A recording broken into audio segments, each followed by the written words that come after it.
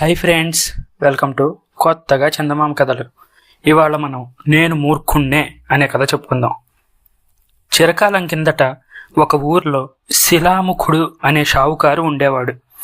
అతనికి నగదుతో పాటు సమస్తమైన ఫలవృక్షాలు కలిగిన పెద్ద తోట ఉండేది.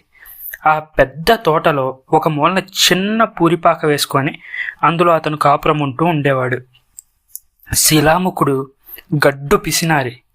తోటలో ఉండే ఫలాలు తను తినేవాడు కాదు, ఒక్క ఫలమైన ఇతరులకు ధర్మం చేసేవాడు కాదు.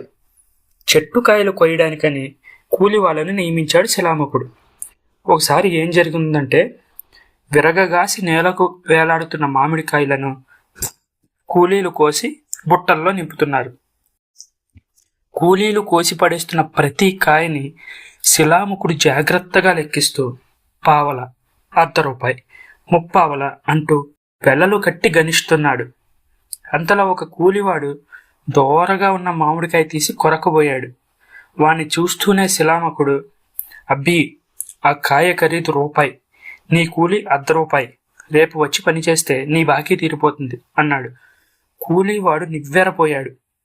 ఉదయం నుంచి కాయలుకొస్తున్న తను ఏదో నోరూరి ఒక్క కాయ నోట్లో పెట్టుకుంటేనే ఖరీదు ₹1 అంటున్నాడే అని కోపం వచ్చింది.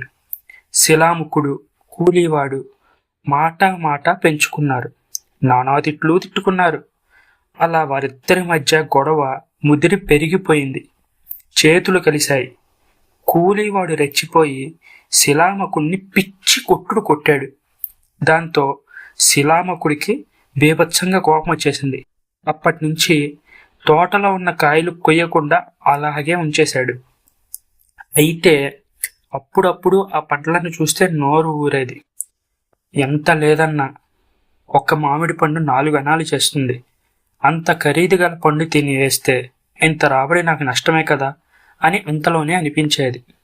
ఇలా కాలం గడుస్తూ ఉంది. రకరకాల పళ్ళు అన్నీ పండి రాలిపోతూ ఉండేవి.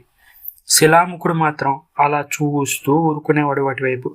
ఎవరైనా, ఏంటయ్యా, ఇంత మంచి తోటని ఎందుకలా పాడబెడుతున్నావు అని అడిగితే, నేనేం తెలివి తక్కువ దద్దమని అనుకున్నావా?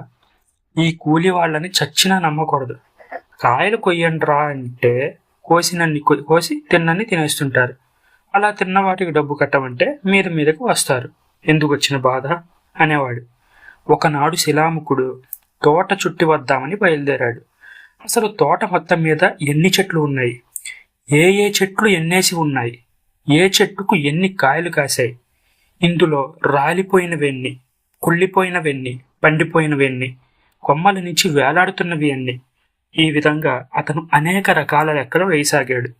అలా తోటలో నడుచుకుంటూ పోతూ ఉన్న శిలాముఖుడికి ఒక మామిడి కొమ్మ మీద కూర్చొని శ్రావ్యంగా పాడుతున్న ఒక చిన్న అందాల పక్షి కనబడింది.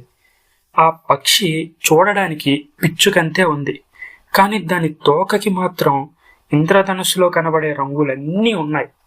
ఆ చిన్నారి పక్షి మృదుమధురంగా గానం చేస్తూ ఉంటే మోడు బారిన చెట్లు సైతం చిగిర్చేలా ఉంది.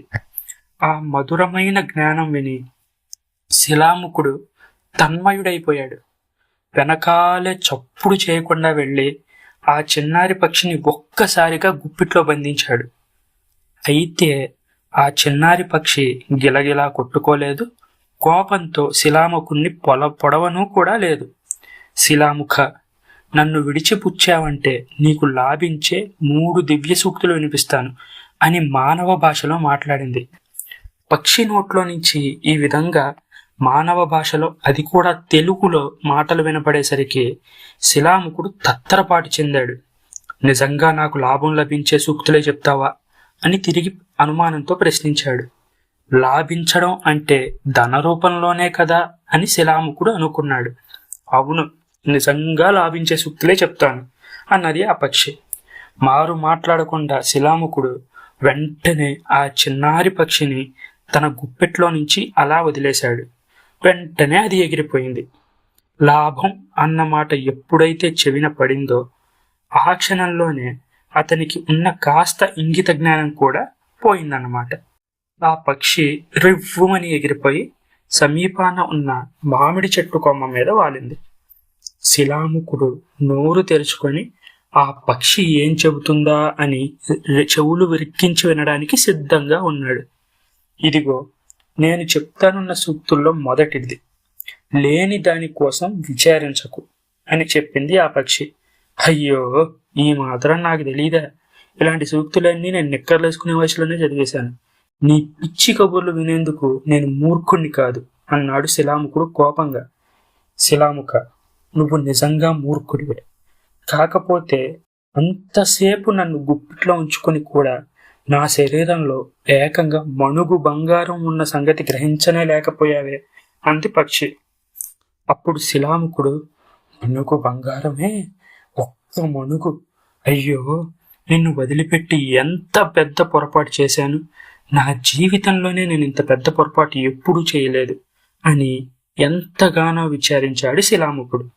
అప్పుడు ఆ పక్షి పకపకా నవ్వి రెక్కలు టపటపాలాడించింది. శిలాముక, నువ్వు నిజంగా మూర్ఖుడివే, పరమ మూర్ఖుడివి. చిన్ని పిచ్చుకంత నా లోపల మణుగు బరువంత బంగారం ఉందంటే నువ్వు ఎలా నమ్మగలిగావు పిచ్చివాడా అన్నది పక్షి. శిలాముకుడు పళ్ళు కొరికాడు, గుడ్లు చాలా పెద్దవి చేశాడు. అప్పుడు పక్షి అతనితో మళ్ళీ ఇలా అంది, ఇప్పుడు రెండో సూక్తి చెప్తాను, జాగ్రత్తగా విను. ఇతరులు చెప్పిందంతా నిజమే అనుకోకు అని చెప్పింది. ఇది నేను చిన్నతనంలో చదువుకున్నదే, ఇందులో మాత్రం కొత్త ఏముంది అన్నాడు శిలాముకుడు గుడ్లు ఉరుముతూ. అన్నీ తెలుసుననుకునే తెలివి తక్కువ దద్దమ్మవి నువ్వు. ఇక మూడో శక్తివి చెప్తాను, ఇది మిగతా రెండిటికంటే ముఖ్యమైనది. చాలా జాగ్రత్తగా విను, అర్థం చేసుకో. గుప్పిట్లో చిక్కిన లక్ష్మిని వదులుకొని చెట్టు కొమ్మల మీద వెతక్కు అన్నది పక్షి. ఈ మాటలకు శిలాముకుడు తన తలను తీసి నేలకేసి కొట్టుకొని, అవును, నిజంగా నేను మూర్ఖుడినే అని ఈసారి ఒప్పుకున్నాడు. ఆ సమయంలో తోట మధ్యన ఒక పెద్ద గాలి లేచింది. ఎండిన ఆకులను అలములను గిర్రుమని సుడులు తిప్పుతూ ప్రతి చెట్టును సమీపించింది. ఆ సుడిగాలి వేళ్లతో కూడా బ్రహ్మాండమైన వృక్షాలను సైతం నేలకూల్చింది. భయంతో కళ్ళు మూసుకున్నాడు శిలాముకుడు. కళ్ళు తెరిచి చూస్తే ఏముంది, తోటలోని చెట్లన్నీ కూకటి వేళ్లతో సహా పెళ్లగించబడి ఉన్నాయి. చెట్టు మీద కొమ్మ మీద ఉన్న ఆ చిన్నారి పక్షి అంతర్ధానమైంది. అతను నివసించే పూరిపాక కప్పు కూడా ఎగిరిపోయి మొండి గోడలు మాత్రం మిగిలి ఉన్నాయి. ఆ లక్ష్మీదేవి నాకు సకల ఐశ్వర్యాలు ఇచ్చింది, అయితేనే నేను దాన్ని ఏమాత్రం అనుభవించలేదు, ఇతరుల్ని అనుభవించనివ్వలేదు. చివరికి ఆ సంపద అంతా నేలపాలైంది. నిజంగా నేను మూర్ఖుడినే అనుకుంటూ పరిపరి విధాలుగా విలపించాడు శిలాముకుడు. ఈ కథ మీకు నచ్చినట్లయితే దీన్ని లైక్ చేయండి, మీ ఫ్రెండ్స్ అందరికీ షేర్ చేయండి. అలాగే మన ఛానల్ని సబ్స్క్రైబ్ చేసుకోవడం మాత్రం అస్సలు మర్చిపోకండి. Thank you friends.